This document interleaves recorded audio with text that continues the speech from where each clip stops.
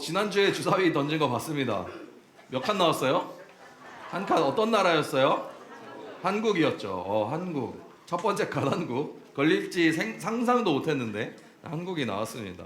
한국에 대해서 어떤 주제를 다뤄야 할까 엄청 많이 고민했어요. 여러분, 한국 하면은 어떤 주제들이 떠오르세요?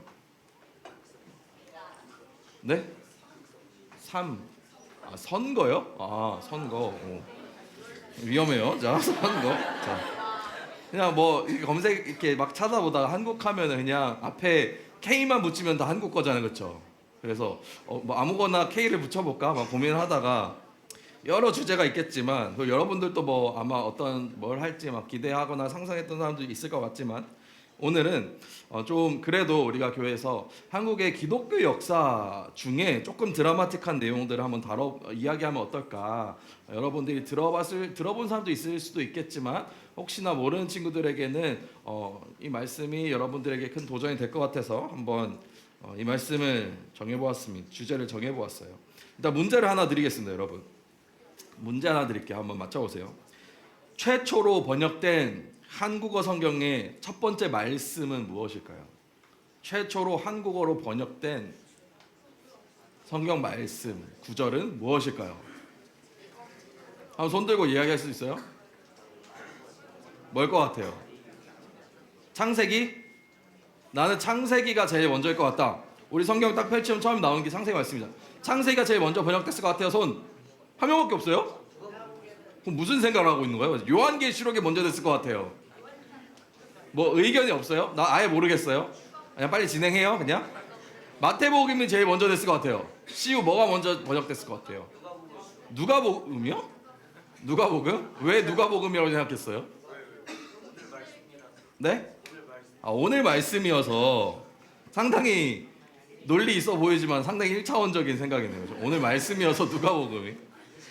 그럴 줄 알고 제가 여러분과 같이 1차원적으로 생각을 해서 누가복음 말씀을 골랐습니다. 정답이에요. 누가복음이요, 여러분. 한글로 번역된 최초의 성경 말씀이 누가복음입니다. 그리고 그 말씀의 첫 구절이 바로 오늘 우리가 함께 읽은 누가복음 1장 1절에서 2절 말씀입니다. 여러분, 오늘 어떻게 이 말씀이 한글로 번역되었는지 그 역사에 대해서 한번 살펴봤으면 좋겠습니다. 지금으로부터 한 150여 년 전의 일입니다. 여러분, 조선과 청나라의 국경지대에 고려문이라는 지역이 있었대요. 지금의 중국 단둥이라는 지역을 말합니다. 지금 지도로 봐도 되게 접경 지역에 있죠. 여기에 조선의 상인들이요, 물건을 사고 팔던 시장 같은 게 있었다고 합니다. 무역을 하는 곳이었죠. 근데 이곳에 스코틀랜드에서 온 한 선교사님이 찾아왔습니다. 스코틀랜드에서 선교사님으로 중국의 말씀을 전하기 위해서 저 단둥 지역에 처음에 오게 되었어요. 그 선교사님의 이름은 존 맥킨타이어라는 선교사님이었습니다. 당시 저 만주 지역에 파견된 선교사님이라고 합니다. 이 선교사님들이요, 이 지역에서 선교 활동을 해요. 중국 사람들에게 말씀을 막 전하고 있었어요. 그 사역을 하다가 조선의 의주라는 지역에서 무역상으로 온 이응찬이라는 청년을 만나게 된대요. 이 사람은 왜 왔냐면 말한 것처럼 국경을 넘어서 무역 장사를 하러 온 청년이었어요. 근데 이 존 로스 선교사님이요, 이 청년을 만나서요, 한국어를 가르쳐 달라고 부탁을 합니다. 이응찬이요, 그 제안을 받아들이고 존 로스 선교사님에게 한국어를 가르쳐 주기 시작하면서 두 사람의 만남이 시작되게 됩니다. 함께 공부하는 시간이 쌓여가면서요, 선교사님이 이응찬이라는 청년에게도 복음을 전했대요. 하나님의 말씀을 전했고 이응찬이라는 사람이 그 복음을 듣고 예수님을 믿게 되었어요. 근데 이 당시에 저 지역에는 많은 청년들이, 조선 청년들이 와서 무역 활동을 했다고 합니다. 그래서 이응찬뿐만 아니라 백홍준이라는 사람, 김진기라는 사람, 서상륜이라는 사람들도 이렇게 모여가지고 같이 말씀을 듣게 되었다고 합니다. 그 복음을 가지게 된 이 청년들이 모여서 무엇을 했느냐? 다 같이 모여서 뭘 했을까요? 믿음을 가진 사람들이 예함? 아니면 뭐 예배를 드렸을까요? 아니면 같이 뭐 워크숍을 갔을까요? 뭘 했을까요? 이 사람들이 모여서 한 일이 뭐냐면 성경을 번역하는 일이었습니다. 한국어로 성경을 번역하기 시작했어요. 근데 이게 되게 독특한 게, 지금 생각해보면 그래, 한국어로 성경 번역할 수 있지 라고 생각할 수 있지만, 그 당시에 기독교 이제 선교사님들이 어떤 땅에 가서 선교 말씀을 전할 때 일단 자기네 나라 말로 된 성경이 있을 거 아니에요, 그렇죠? 조선에 와본 사람이 없으니까 한글을 모를 거 아니에요. 그러니까 들어와서 그 사람들과 막 부딪히면서 거기서 성경을 번역하고 이렇게 했을 텐데 되게 독특하게 조선 땅에 들어가지도 않았는데 조선 땅 밖에서 한국어로 이 성경을 번역했다는 거예요. 요즘 생각해 보면 여러분도 한번 생각해 보세요. 여러분이 선교사라고 생각해 보세요. 저기 어디 아마존에 있는 어떤 종족이 하나 있어. 자기들만의 언어를 쓰는 종족이 있어. 근데 그 사람들에게 내가 선교를 하러 가고 싶어. 말씀을 전하고 싶어. 그럼 어떻게 해요? 맨 처음 뭘 해야 될까? 그 사람 나라 말을 배우고 성경을 번역해 가야겠죠. 지금 생각하면 그게 맞는데 그 당시엔 그러지 않았다는 거예요. 그 당시엔 그 언어를 배우는 것도 어려웠기 때문에 그 당시에는 이렇게 뭔가 번역을 해서 먼저 완성된 성경, 한글로 된 성경책을 딱 가지고 가서 조선 사람들한테 주면서 이게 하나님 말씀입니다 이렇게 전하지 않았다라는 거예요. 그래서 이 기독교 역사에서 되게 독특한 지점이래요. 조선 땅에 들어가지도 않고 조선 땅 밖에서 이미 한글로 번역된 성경을 만들었다는 거예요. 그렇게 해서 제일 처음으로 번역된 성경이 아까 시우가 마친 것처럼 이름이 이래요. 예수 형교 누가복음 전셔라는 말씀입니다. 누가복음입니다. 이어서 누가복음을 번역하고 이어서 요한복음, 사도행전이 번역되기 시작해서 1887년에 모든 신약 성경의 말씀이 다 번역되게 되었대요. 그래서 이렇게 번역된 성경을 이제 조선에 들고 와서 전해야 되잖아요. 근데 문제가 하나 있는 거예요. 성경 번역을 마쳤어요. 근데 이 당시에 외국인들이 특히 선교사가 다른 나라의 어떤 조선 입장에서 다른 나라의 시인이잖아요. 그러니까 외국에 뭔가를 가지고 와서 이게 전하는 것 자체가 어떤 학문이나 이런 걸 전하는 것 자체가 위험했단 말이에요. 금지되어 있었고 위험했을 때입니다. 그래서 들어가지 못하는 거예요. 그때 모여있던 아까 그 수많은 청년들 중에 한 청년이요, 내가 그러면 들어가서 말씀을 전하겠습니다라고 말합니다. 그 청년이 바로 백홍준이라는 청년이에요, 여러분. 그 당시 사진이 아닐 수도 있겠지만, 그렇죠? 여러분도 비슷하게 생겼어요, 그렇죠? 청년이에요, 여러분. 이 백홍준이라는 청년이요, 아까 같이 성경을 번역했던 청년인데 의주에 사는 사람이었습니다. 이 사람이 이제 조선으로 내가 그럼 성경을 이 번역된 성경을 가지고 와서 전하겠습니다라고 말을 했어요. 근데 여러분도 해외에 나가거나 할 때 비행기에 탈 때 여러분 물건을 다 검사받죠. 엑스레이 지나가기도 하고 뭐 옷도 겉옷도 벗고 막 어떤 데는 미국 갈 때 막 신발도 벗고 막 이렇게 하잖아요. 그런 것처럼 내가 들고 가는 소지품에 대해서 검사를 하는데 이 당시에도 마찬가지로 국경을 넘을 때 이 사람이 혹시 들고 오면 안 되는 것들을 들고 왔나 검사를 했던 것 같아요. 그래서 성경책을 그대로 그냥 가방에 넣어가지고 가져가면은 걸린다는 거예요. 이걸 펼쳐보고 이게 뭐냐? 이거 서양의 학문이 아니냐? 그러면 바로 잡혀간다라는 거예요. 그래서 이 사람이 고민을 했죠. 성경을 어떻게 들고 가면 될까? 어떤 방법이 있을까요, 여러분? 이 성경을 들키지 않고 가져가는 방법.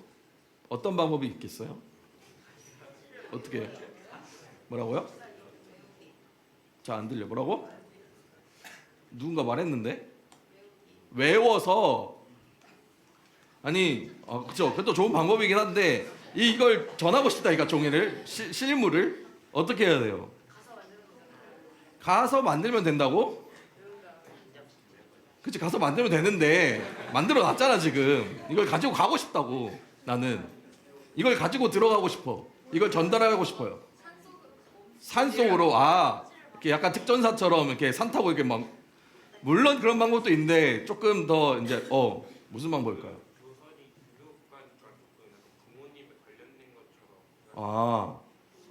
부모님에 관련된 것처럼 아무도 건들지 못할 그런 비슷한 방법을 옛날에 쓰긴 했대요. 이번은 아니지만 접근이 좋았어요. 예전에 어떤 선교사님들이 한국에 들어올 때 어떻게 들어왔냐면 자신의 복장을 숨기기 위해서 상복을 입었대요. 그러니까 장례를 치르는 사람들을 복장을 한 거예요. 근데 그 상복을 입은 사람들은 절대 건들지 않는데, 그래서 그렇게 들어왔다는 사람도 있었어요. 접근이 좋았어요. 근데 이번엔 아니요.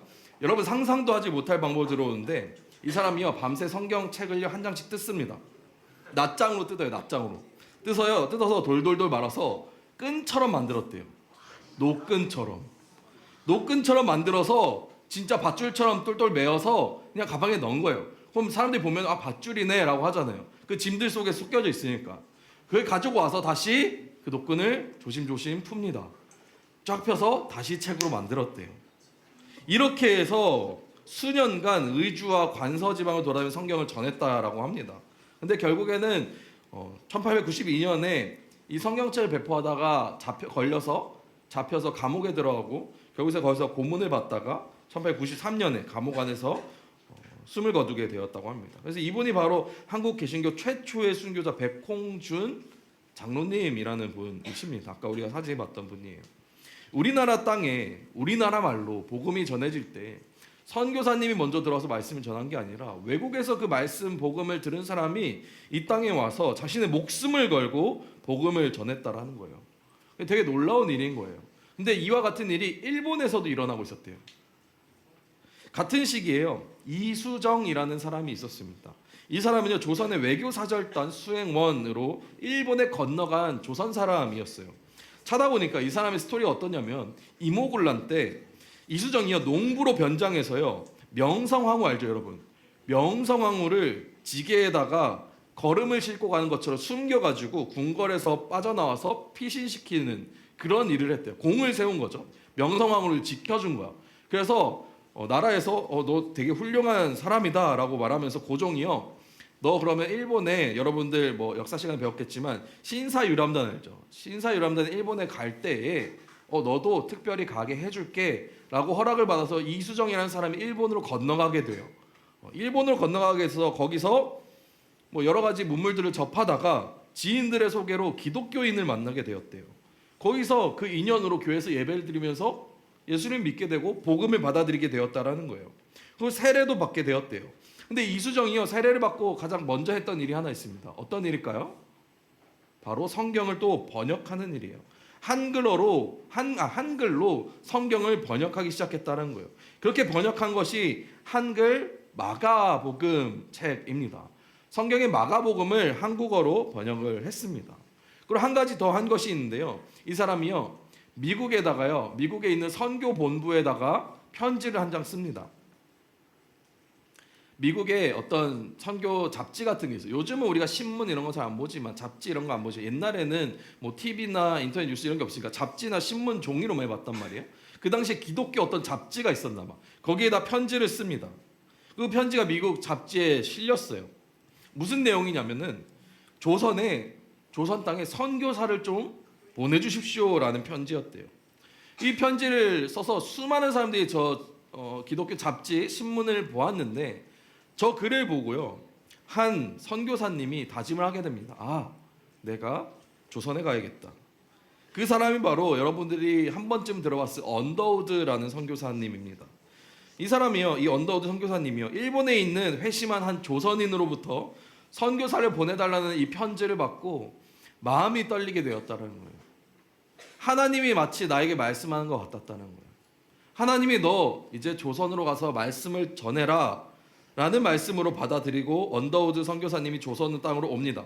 1885년에 언더우드 선교사님이 인천에 있는 항구에 도착하게 돼요. 한국 개신교의 최초의 선교사님이 바로 이 언더우드 선교사님이에요. 근데 이분이 들어올 때 이수정이라는 사람이 번역한 그 마가복음 성경책을 들고 우리 땅에 들어오게 됩니다. 여러분, 이게 그냥 저도 예전에 공부할 때 뭐 그냥 그럴 수 있지라고 생각했지만 다시 생각해 보면 되게 놀라운 거예요. 기독교 역사의 유래를 찾아보기 어려운 독특한 이야기라는 거예요. 선교사님이 조선 땅에 들어오기 전에 이미 조선 사람들이 번역한 성경책이 있었다라는 거예요. 되게 놀라운 역사가 있었던 겁니다. 그런데 더 놀라운 게 하나 더 있습니다. 마지막으로 하나 더 놀라운 사실은 황해도, 북한에 있는 황해도 장영군 소래 지역이라는 곳에요, 서상윤이라는 사람이 있었어요. 서상윤. 아까 우리 그 단둥 지역에서 성경 번역했던 사람 중에 한 명입니다. 이 사람이요, 성경 번역하고 이제 자기 고향으로 돌아옵니다. 거기서 사람들에게 복음을 전했어요. 복음을 전하고 그 믿는 사람들이 점점 늘어난 거야. 늘어나서 뭘 했을까요? 교회를 세웠습니다. 선교사님이 땅에도 들어오기 전에, 목사님이 있기도 전에 교회가 먼저 세워졌다는 거예요. 그것이 바로 우리나라 최초의 교회 소래교회라는 곳입니다. 한국 땅에서 최초의 이 소래교회는요, 선교사님이나 다른 나라의 도움을 받은 것이 아니라 그냥 조선 사람들이 복음을 믿고, 내가 먼저 믿고 다른 사람들의 복음을 전해서 믿게 된 사람들이 자기 스스로 모여서 소래교회라는 것을 만들었대요. 아까 말한 최초의 선교사님이 언더우드 선교사님이 이 땅에 오기도 전에 이미 소래교회라는 교회가 이 땅에 세워졌다라는 거예요. 이 역사를 기억하면서 오늘 말씀 한번 다시 읽어봤으면 좋겠습니다. 오늘 말씀 누가복음 1장 1절에서 2절 말씀 한번 다 같이 읽겠습니다. 우리 중에 이루어진 사실에 대하여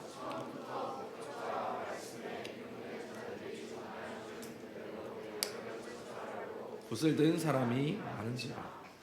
누가복음을 기록한 누가는 예수님의 그 사역을 들은 사람들이 전하기 위해 붓을 든 사람이 많았다라고 기록하고 있어요. 한국에서도 마찬가지였던 거예요. 아까 말했던 이응찬, 백홍준, 서상윤, 이수정 같은 사람들이요, 이 최초의 개신교인들이 스스로 나서서 말씀 번역하고 아까 말한 것처럼 노끈으로, 상상도 못한 노끈으로 성경을 묶어가지고 발각되지 않으려고 목숨을 걸고 와서 복음을 전했다는 거예요. 그리고 그 복음이요, 여러분, 지금 오늘 여러분에게까지 전해지고 있다라는 거예요. 지금 우리가 이 복음을 접한 거는 그 앞에 수많은 사람들의 노력이 있었다라는 것입니다. 그래서 우리는 우리 스스로에게 오늘 한번 질문해 봤으면 좋겠어요. 여러분 스스로에게 한번 질문을 던져보세요. 내 신앙의 상태는 어떠한가? 여러분의 신앙 상태는 어떻습니까? 여러분의 믿음은 어떤 상황, 어떤 상태입니까? 여러분 스스로 신앙생활에 대해서 잘 지키고 있어요? 스스로 성경 말씀이 있습니까? 스스로 기도합니까? 여러분 교회 나올 때 스스로 아침 일찍 일어나가지고 오늘은 기쁜 주일이네 하고 일어나가지고 물론 피곤하겠지만 씻고, 안 씻는 친구도 많죠? 씻고 옷 갈아입고 딱 나오는 친구들이 얼마나 돼요? 엄마가 막 흔들어 깨워서 일어나라 이 자식아 늦었다라고 얘기하면서 막 그렇게 해야 나오는 친구들도 있지 않아요? 물론 피곤하니까 그럴 수 있어요. 그렇지만 여러분들의 이 신앙생활, 여러분이 지금 이 자리에 앉아 있는 게 여러분의 의지 때문에 앉아 있는 거예요? 아니면은 부모님이 가라 해서 앉아 있는 거예요?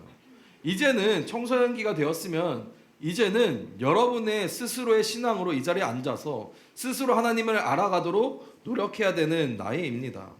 여러분 오늘 말씀을 보면은 그 처음 복음을 접하게 된 사람들이 스스로 신앙을 지키기 위해서 부단히 노력했습니다. 여러분도 그렇게 스스로 신앙을 붙잡을 수 있기를 바랍니다. 여러분 매일매일 일과표가 있잖아요. 루틴이 있잖아요. 그 안에 여러분 기도하는 시간도 넣고 성경 읽는 시간도 정하십시오. 일어나서 기도를 하고 자기 전에 기도를 하고 식사하기 전에 기도하고 여러분이 정한 시간에 하나님께 기도하는 시간을 꼭 가지시길 바랍니다. 여러분 시간을 내어서 하나님의 말씀을 조금이라도 읽어보시기 바랍니다. 이해가 되지 않더라도 여러분 다 알지 못하더라도 많지 않아도요. 한 절 두 절이라도 여러분 성경을 읽는 걸 여러분 일상생활에서 시간표에 꼭 넣으시기 바랍니다. 그렇게 여러분이 스스로 하나님을 찾는 그리스도인 되었으면 좋겠어요. 그리고 여러분 또 한 가지, 여러분이 지금 속한 이 청소년부 공동체에서요, 이 공동체를 더 끈끈하게 만들어 갔으면 좋겠어요. 지금 여러분 옆에 앉아있는 친구들 한번 좌우로 한번 살펴볼래요? 좌우로. 나 말고 좌우. 진짜 눈만 이렇게 움직이고 있어. 좌우로 고개를 한번 돌려보세요. 한번 보세요, 여러분. 뒤에도 한번 보세요. 뒤에 누가 앉아있나. 여러분 수많은 사람들이 목이 안 돌아간 친구들이 있어요. 목에 깁스한 친구들이, 그죠? 여러분 수많은 친구들이 우리 같이 공동체에서 예배를 드리고 있어요. 오늘 살펴본 이 사람들도요, 혼자 자신의 신앙을 지킨 것이 아니라 서로 곁에 있던 사람이 있었습니다. 이응찬이라는 사람 곁에 백홍준이 있었고 서상윤이 소래 마을로 돌아갔을 때 함께 모인 사람들이 있었습니다. 이 믿음의 공동체를 만들어가는 것 되게 중요합니다. 서로 도와주고 격려하고 기도하고 친해지기 위해서 서로 마음의 문을 열고 서로의 눈도 한번 마주치고 이렇게 인사하며 지낼 수 있는 여러분들이 되었으면 좋겠습니다. 그래서 서로 힘들 때 좀 위로해주고 격려해주는 여러분들이 되었으면 좋겠어요. 그래서 옆에서 막 얘가 정신 못 차리고 있으면, 자고 있으면 좀 흔들어 깨워주고 잘못된 길로 가려고 그러면 한마디씩 해주고 그렇게 서로 신앙을 지켜갈 수 있는 친구들이 되었으면 좋겠습니다. 그래서 공지사항이 하나 있습니다. 다음 주부터 우리는 새로운 반 편성으로 함께하게 됩니다. 지금의 반은 당분간, 오늘이 마지막이니까 너무 기뻐하지 마시고 앞으로 중학교 1학년부터 고등학교 3학년까지 모두 섞인 반을 당분간 운영하려고 합니다. 중학교 1학년부터 고등학교 3학년까지, 그죠? 다 섞은 반을 하려고 합니다. 여러분, 다 다음 주부터 모임을 할 텐데 처음 오는 사람도 있고 어색한 사람도 있을 거예요. 무서워 보이는 형, 누나, 언니, 오빠들도 있겠지만 보기와 다르게 좀 착한 사람들이니까 쫄지 마시고, 생각보다 예의 없어 보이는 동생들이 있지만 그저 배우지 못한 것뿐일 뿐 본성이 이렇게 나쁜 사람은 아니니까 가르쳐 주시면 됩니다. 알겠죠? 여러분, 자 조용. 자, 우리 청소년부 공동체로 지내고 있지만 우리가 서로 잘 모르는 것 같아요. 우리가 서로 좀 더 알아갈 수 있으면 좋겠습니다. 그래서 선교사님이 한국 땅에 왔을 때 이미 소래교회가 세워졌던 것처럼 여러분, 예암 가서 큰 은혜 받기 전에 우리 안에 먼저 기쁨의 교제가 있었으면 좋겠어요. 그래서 더 풍성한 은혜를 우리가 함께 누릴 수 있으면 좋겠습니다. 말씀을 정리하겠습니다. 누가복음 1장 1절의 말씀, 우리 중에 이루어진 사실이라는 말씀입니다. 여러분, 이 말씀이 한국어로 번역된 성경의 첫 번째 말씀이었습니다. 그 역사가 우리나라 가운데서 이루어졌습니다. 그리고 그 역사가 여러분들 통해서도 이어졌으면 좋겠습니다. 스스로의 믿음을 지키고 스스로의 신앙을 세워나갔으면 좋겠습니다. 하나님의 말씀을 붙잡고 우리 공동체, 청소년 공동체가 세워졌으면 좋겠습니다. 다음 주에 새로 보게 되는 사람들이 많이 어색할 수도 있을 텐데 새로운 선생님과 새로운 동생들, 언니 오빠, 형, 누나들 어색할 수 있습니다. 그러나 이 어색함에 거리를 두지 말고 새로운 것에서 좀 기쁨을 찾아갔으면 좋겠습니다. 그래서 하나님이 우리 안에서 이루실 일들, 그것들을 기대하는 마음으로 우리 함께 기도하며 나아갔으면 좋겠습니다. 이 시간 함께 찬양하고 기도할 때 여러분 마음 가운데 하나님이 주실 그 은혜를 기대하는 마음, 또 기쁨으로 받아들이는 마음이 가득했으면 좋겠습니다. 이 시간 우리 함께 찬양하겠습니다.